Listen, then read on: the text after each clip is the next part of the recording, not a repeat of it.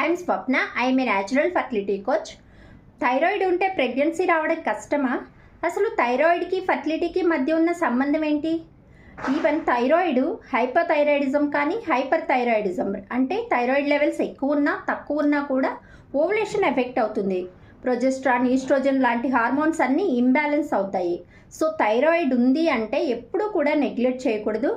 So good news ఏంటంటే థైరాయిడ్ని న్యాచురల్గానే మనం తగ్గించుకోవచ్చు.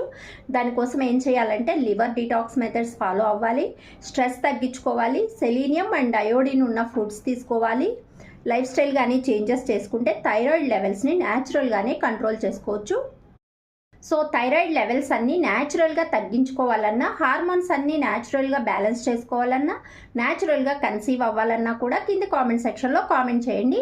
ఈ వీడియో మీకు యూజ్ అవుతుంది అనుకుంటే షేర్ చేసుకోండి. అలాగే మీ ఫ్రెండ్స్ అండ్ రిలేటివ్స్లో ఎవరికన్నా యూజ్ అవుతుంది అనుకుంటే వాళ్ళకి షేర్ చేయండి.